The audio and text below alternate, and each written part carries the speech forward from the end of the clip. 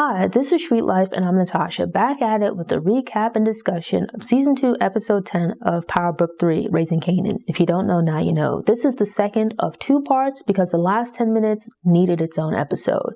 I'd suggest checking out the first part. Bedlam, that's it. That's the situation in Queens during the last 10 minutes of the season finale. It's Queens versus Jersey, and as always, I'm rolling with RAQ. Towards the end of the episode, you kind of have this setting up of things. You feel like at any moment, someone could pop off. Unique and Warrell are talking out in Jersey. Unique is picking up that, crack is kind of on its way out. The opportunities that it once held are not the same anymore. And so with that, he starts talking to Warrell about them needing to switch things up, to do something different. And so beyond that, you have this thing of everyone putting their affairs in order. It's like this calm before the storm. But Sully is seemingly the only one that looks relaxed on this night. Everyone else is tense, emotions are running high. You see he gets up, he's at the social club, he's seemingly happy, right? Smiles and whatnot. Goes over to the jukebox, puts on a record. Oh, what a night, incredibly fitting. It's this jovial song that comes on. He's happy and smiling and hell unfurls. We see his guys have big guns and they pop up at all of RAQ's places. Jersey, but also everything moving out in Queens, right? Not just with the intention of trying to kill Marvin or RAQ, but to eliminate the entire Thomas organization and every and anyone associated with them. This kind of goes back to the thing of Symphony giving RAQ this idea about setting up shop in the projects, right? Or speaking about the projects and these high-rise buildings, where seemingly you can see everything coming. Elevators were invented. These big buildings became places where the wealthy wanted to live because they could live up at the top of these buildings, far removed from everything else that was going on. Sort of like a security thing, right? They could see any threats before they arrived. But then he spoke about the difference between high-rise buildings and the projects. Where with the projects, I think the guy's name was like Robert Morris or something like that. Whoever he was, the urban planning guy that he spoke about. Where he took what high-rise buildings were intended to be and flipped it on its head in making projects, right? It's important to note that these are not regular high-rises, right? That RAQ's business is operating out of. They're projects. And as Symphony explained, the projects were basically designed or became prisons. And that's something that's always been in the back of my mind. The buildings that RAQ has set up are meant to be prisons, right? To keep the people in them locked in. You can think about this in a few different ways. Where RAQ and her brothers are from the projects, everything that they're doing, that they've done, is to fight, to try to get out, right? We see the sacrifices that RAQ has made, that they've all made, right? To get to this first house where she lives. But then for her to get from that house to this other house that she's bought, she's had to give even more along the way. They've done all of these things fighting to get out of the projects. But with her setting up her business in the projects and it being a prison, as Symphony states, they're going to constantly be in this fight. Her taking the business out of the corners, moving it into the projects on the surface seemed like a good idea. Because you set up in these buildings, you have the apartments, they're connected to each other. Sure, you can drop drugs from one place to the other. You can see things as they're coming, right? If people are trying to get in, but God help you if they manage to get in because you're basically trapped in there. You're up on the 8th floor, 7th floor in these big buildings. We see the Italians rush in, hitting them. And it's like once they start coming, there's really nowhere for you to run to. If you think of like the first season, where you're out in the open on the corners. As we saw with Scrappy, there's always some alley or back way or something for you to run away from, right? Like you can come to know those streets. And so it's like you're out in the open, you're exposed, but you have some options for maneuvering, for getting away. When you're in these big buildings, sure, you can see what's coming, but should you miss their approach, should they happen to breach your perimeter, you don't really have many alternate routes for getting out. When you're in one of these apartments, there's no back door for you to run out of. You have to get out of the apartment by running into harm's way, meaning like bullets are flying and whatnot, and they have to like run down the steps to get to safety. Marvin manages to try to like lay down some cover fire, which allows the workers to run down the back stairs. Because at that point, there was no hope in them standing and fighting. They'd been caught off guard. And so it goes back to RAQ's point from last season, about these big guns. They're unreliable. We jam. We've seen this with Lou. We see this now with Marvin. And so Marvin has spoken about turning over a new leaf. And in this instance, when it seems everything's crashing down, we see those anger management classes have actually helped him tremendously. It's unfortunate it ended up resulting in Renee dying, but look at the positive changes that it's brought about in his life, in him as a person, right? But also with regards to his relationship with Jukebox.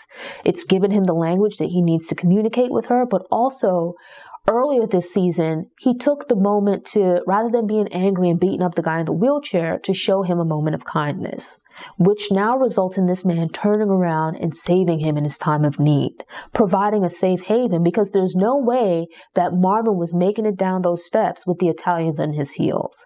He was hurt, his gun was jammed, and so it's like he's hurt and he's defenseless. When Marvin got shot, for a second there, I was heartbroken because I thought he was going to die. I was so completely annoyed by him in the first season, but given his growth, I've come to really care about him this season. He's become one of my favorite characters. I was upset to see Warrell get killed, but I was glad that Unique made it out. To then see the scene shift to RAQ. RAQ is my girl. RAQ is the show for me. I like some of the other characters, and I've actually grown to care about quite a few of them, even more than I did, but RAQ is the show for me. So I was nervous. First of all, when I saw the one car pull off, I thought that was her security leaving. And then to see Kenya walk up the front steps, I thought that here was another set of people that had double-crossed RAQ. She'd been left defenseless, but, she picks up on it when she answers the door and sees Kenya out there like, I have security that's supposed to be out here. How is it that you managed to get to the front door? And so with that, she looks out the door and down the street and sees that her security people are dead, right? And with that, the Italians are walking up on the car. Now, Kenya's been useless in Jukebox's life thus far, but unfortunately, she comes in handy here. Thanks for the assist. Like, she caught a few in the back for RAQ. The last few moments were like touchy, man. I thought it was like curtains for my girl. I thought RAQ was out of there. But I think it's telling that in the last moment, she kind of held it together, right? Like, she ran back inside, found herself trapped with nowhere to run. There's no back door to their house. It's this thing of you have one entrance to watch, which is good from a defense standpoint, but a problem, again, in the event you need to retreat. And so she ends up getting shot in the shoulder and the guy's standing over her. I give props because, she didn't cry or anything like that when they came rushing in. She made a last stand. She ran in, saw she was cornered, and turned around to do what she could, right? So with that, she was going to shoot her way out if she could, or at least she was going to take whoever she could with her. And so with that, when the first guy came in, she shot and killed him, but, took a shot from the second one. And with that, because of where it shot her, she ends up dropping the gun. And with that, she's left defenseless, much as Marvin. She's hurt. She's defenseless. It goes back to this thing of winning the battle, but finding yourself in problems in the war. And so here you have this reversal of fortune, which goes back to the narration from earlier in the season, from I think the first episode of the season, where it speaks about sometimes when you win, as the victor, you kick your feet up and get comfortable too early. We've seen that over the course of this season, where at the end of the first season, it seemed like RAQ was on top of the world. But quickly, just within even the first episode, we saw the beginning of things falling apart for her. And so here you have it in the last episode. She's been hurt, she's hurt physically. Her and Lou were on the outs, and Lou was her guy last season. Her and Kanan are on the outs, and Kanan was her guy last season. That's on a personal level. But here it is, her business is pretty much done, at least for right now. She sacrificed so much for this new house that she purchased, right? But you see, it's just her in the house. She's all alone. She's given everything for this stuff, for these things that she has. And at the end of it, she's lost everything. So it's like you've given so much of yourself.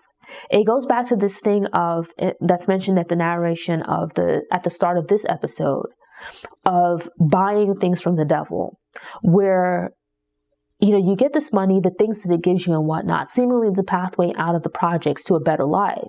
But the things you give in the bargain and that you're going to have to continue to give is a price. Physically, her and Marvin, I'm sure, are going to pull through. They're going to survive, but everything is a mess. As we move into the next season, the upside to it is that formerly, last season, Unique and RAQ were enemies, right? But Unique ends up being her saving grace this time around. Because I think that, in a way, Boselli overplayed his hand in striking at Unique as well. Because, Unique didn't really do anything to him, right? Unique had chosen to be neutral. But taking a shot at Unique, it's kind of like an enemy of my enemy can be my ally kind of thing, right? So there's another reversal where early on in the season, Unique and Baselli were united against RAQ.